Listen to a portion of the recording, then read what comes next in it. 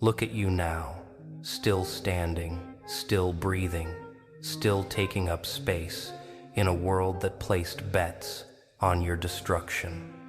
They had your eulogy written before you even stumbled. They had your failure speech memorized before you took your first risk. They were already explaining your collapse to anyone who'd listen, crafting narratives about why you'd never make it, why you were always destined to crash and burn in spectacular fashion. But here's what's keeping them awake now, what's eating through their confidence like rust through metal. You're still here. Not just surviving, thriving in ways that make their predictions look like jokes. And suddenly, the script they wrote doesn't match reality. Suddenly, their analysis looks amateur. Suddenly, they're the ones who got it catastrophically wrong. You notice it, don't you? The way energy shifts when you enter spaces now. The way people recalibrate their tone mid-sentence. The way hands get shaky when they shake yours. The way smiles look forced and eyes look confused because nothing about your current existence matches what they predicted, what they hoped for, what they needed to be true so their own choices would make sense. This isn't paranoia. This is cause and effect. This is consequence manifesting in real time. They're seeing something they didn't prepare for, something they didn't believe was possible. The version of you they mocked, the version they wrote off, the version they bet against. That version didn't die like they needed it to. It evolved. It weaponized every doubt they planted. It turned every dismissal into fuel. Let's be clear about what's happening in their minds right now. They're reverse engineering the timeline, scrolling through mental archives, trying to pinpoint the exact moment they miscalculated, trying to find the fork in the road where their narrative diverged from reality, looking for signs they missed, potential they overlooked, strength they underestimated. And every time they search, every time they analyze, they arrive at the same devastating conclusion. You were never the problem. Their perception was. You know what's really destroying them? What's keeping them imprisoned in loops of regret they can't escape? It's not just that you made it, not just that you survived their predictions of your demise. It's that you did it in complete isolation from them, without their input, without their guidance, without their permission or approval or validation. You proved that everything they thought you needed from them, their network, their wisdom, their presence, was completely unnecessary for your evolution. That revelation hits different, because it means they were never the architects of your potential they imagined themselves to be. They were just observers, spectators, NPCs in a game they thought they were playing. And nothing bruises an ego quite like discovering you were background noise in someone else's transformation story. They're haunted by questions now. Questions that loop endlessly. When did we lose control of this narrative? How did they do this without us? What did we miss that was so obvious in hindsight? Where were the warning signs? And the answer, the one they can't accept, is that there were no warning signs because you weren't performing for an audience. You were too busy doing the actual work in silence, too busy rebuilding yourself in the dark, where witnesses weren't invited, too busy transmuting pain into power while they waited for your public breakdown. You gave them nothing to consume, no spectacle, no drama they could screenshot and circulate as evidence they were right about you. Just radio silence and distance and the uncomfortable reality that some resurrections happen without announcement, without permission, without witnesses to validate them. Here's what's truly suffocating them, though. You're not bitter, not angry, not wasting precious energy on revenge fantasies or public call-outs. You're just operating at an altitude they can't reach, existing in a frequency they can't access, living in a reality so far removed from their understanding that they can't even fathom the rules anymore.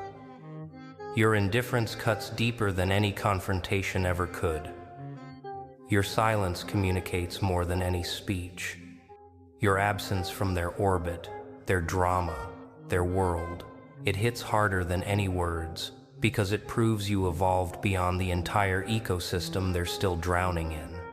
They're studying you now, actually studying you, not with mockery anymore, but with something closer to fear dressed up as curiosity. Every decision you make gets dissected in their group chats.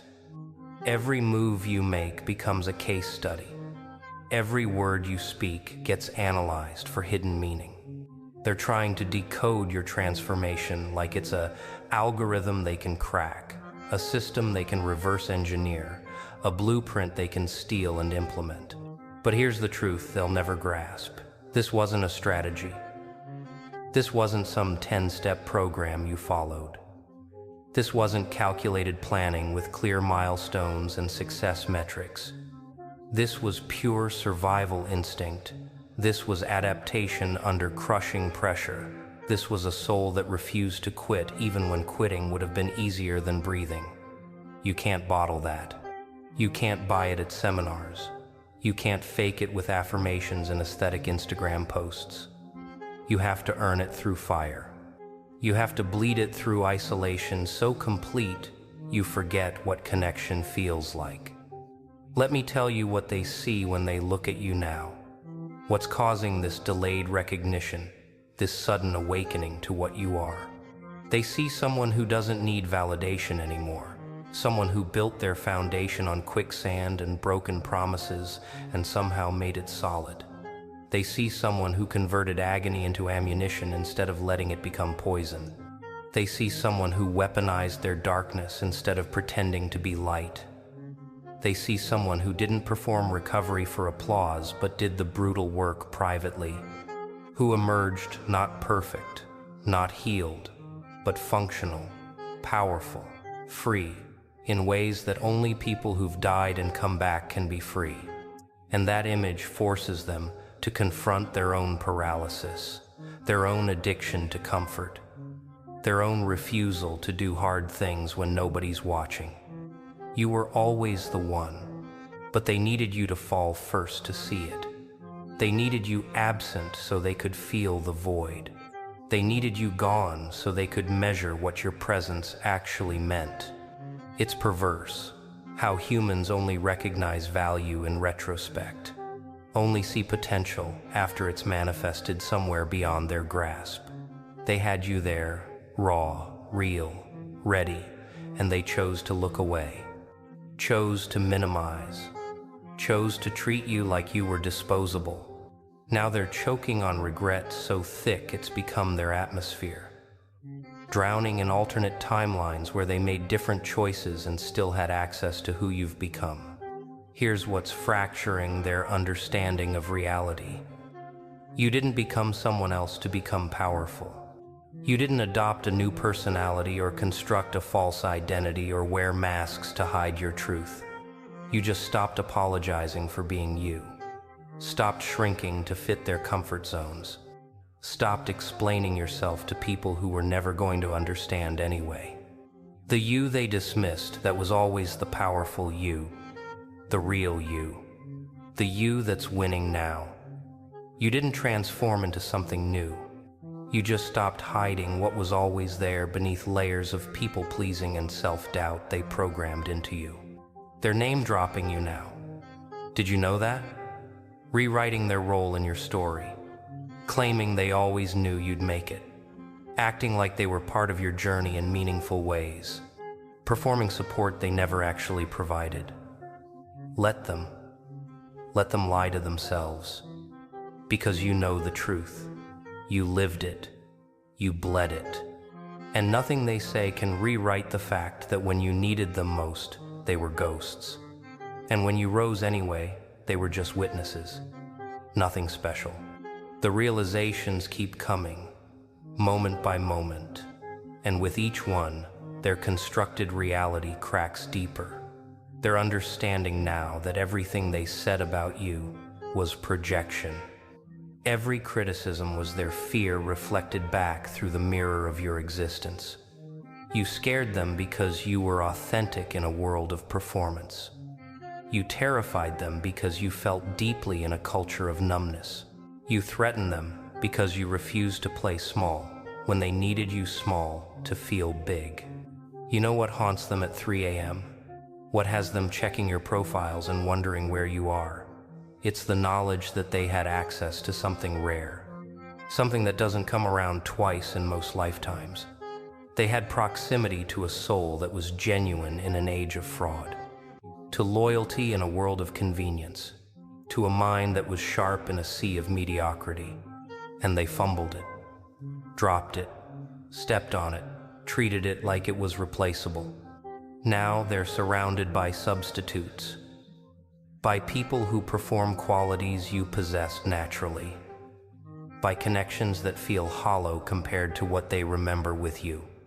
And no matter how many new people they meet, they can't find another you, because you weren't a type. You were a singularity, a once-in-their-lifetime presence they took for granted until it vanished. The universe teaches through consequences that arrive late and hit like freight trains. They're learning now what it costs to underestimate someone, what it means to dismiss potential, that some people you write off come back to rewrite the entire narrative. And the education is expensive, paid for in regret and missed opportunities, and the haunting knowledge that they stood next to greatness and called it madness, held gold and called it worthless, witnessed something extraordinary and changed the channel because it didn't fit their programming. Now the show is sold out. The doors are closed, and they're outside pressing faces against glass, trying to glimpse what could have been theirs if they'd just paid attention, just believed, just chosen differently when it mattered. Here's what they'll never admit directly. They think about you constantly, obsessively. You're the standard now, the measuring stick against which everyone else gets compared and falls short. They're in new relationships, thinking about how you love differently. They're achieving things, wondering if you'd be impressed. They're making decisions, hearing your voice, pointing out flaws and contradictions. You became the ghost haunting their present, the memory that won't fade, the name that surfaces in therapy and drunk conversations and brutal moments of self-honesty.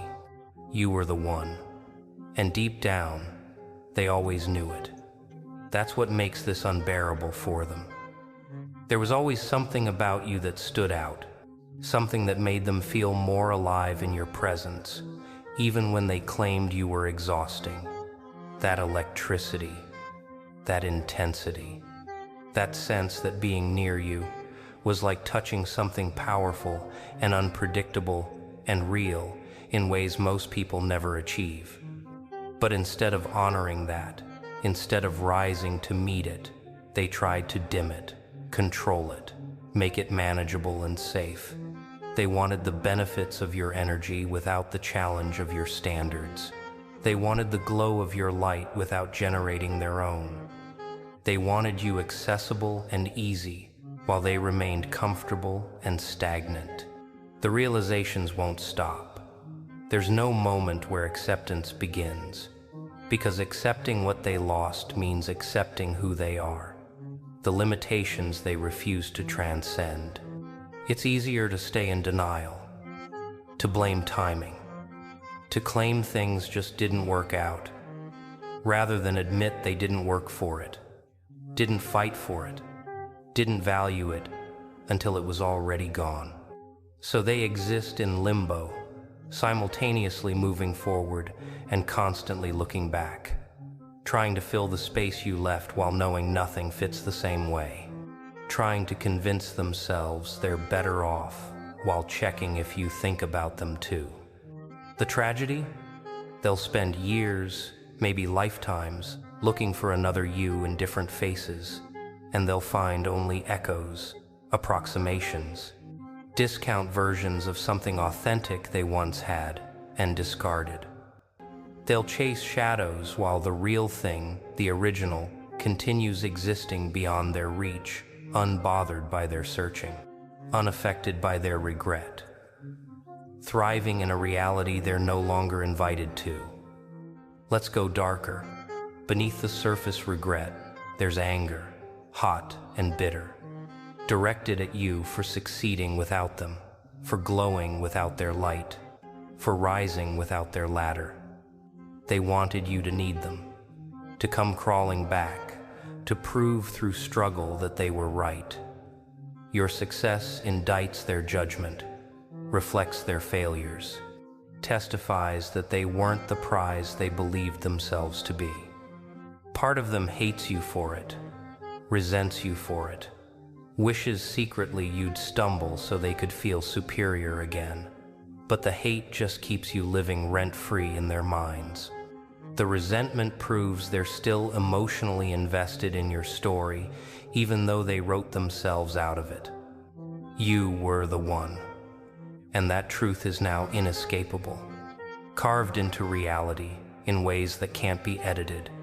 They see it in every update, every achievement, every photo where you look genuinely happy instead of performing happiness.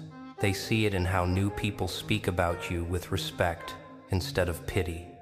They see it in opportunities finding you, doors opening, paths appearing, because you're finally operating at your true frequency instead of the diminished version they convinced you to broadcast. Here's the wound that won't heal. They had front row seats to your becoming. They could have been part of the story people will tell about you someday, but they chose wrong at every critical junction. Now they're footnotes in a narrative they could have helped write. Background characters in a story where they could have been significant. Names you might mention if asked about the past, but never with the weight they once imagined they held. That's the real cost. Not that they lost you, but that they lost the privilege of being close to what you were becoming. The honor of witnessing your evolution. The credit they could have claimed for supporting you when support actually meant something. They're talking to therapists about you, posting vague subliminals, writing unsent messages they'll never have courage to send. They're doing the work now that they should have done then, trying to become the person who would have deserved you. But it's too late. Their growth is no longer your concern. Their evolution happens in a timeline that doesn't intersect with yours anymore. Maybe they'll become better people. Maybe they'll learn and transform into versions that would have appreciated what you offered. Good for them. Growth is always worth celebrating. But they'll take that growth into relationships with other people. Because the door to you isn't just closed, it's welded shut, buried, erased from the architecture of your life. Underneath all the rubble of their shattered assumptions, they're finding something unexpected. Profound respect that feels almost like fear, because they're finally seeing you clearly, without ego distortion, without insecurity filters, without needing to feel superior. And what they see is someone who survived what would have destroyed them, who thrived in conditions that would have broken them, who became powerful and self-contained and free in ways they're still not capable of being. That respect, that fear-tinged admiration, it's the closest thing to love they can feel for you now. Because real love requires presence, and they lost that privilege. But respect can exist from a distance, and it does. Heavy, permanent, inescapable. You were the one. And every day confirms it more deeply, more painfully, more completely. They can't scroll without seeing reminders, can't think without your name appearing, can't move forward without feeling the weight of what they left behind. The beautiful, terrible irony. You're not thinking about them like this, not obsessing over what could have been, not losing sleep over their regret. You're busy living, busy building, busy being exactly who you were always meant to be without the anchors they represented. Their obsession is one-sided. Their mourning is solitary. Their regret is a prison they built and locked themselves inside. And you're just free. Finally. Completely. Unapologetically free. So let the realizations hit. Let them sit with the uncomfortable truth that they fumbled something irreplaceable. Let them wonder what you're doing, who you're with, whether you think about them. Let them search for you in other people and come up empty every time. Let them live knowing that somewhere out there, you're thriving, glowing, becoming more yourself every day. And they're not part of it, not invited to it, not welcome in it. That's their consequence. That's their education. That's the price for underestimating someone who was always, always, always the one. You were the one the whole damn time, and now they know it. And that knowing will haunt them longer than you ever will. Because you've already moved on to better things, better people, a better version of life where their absence feels less like loss and more like liberation.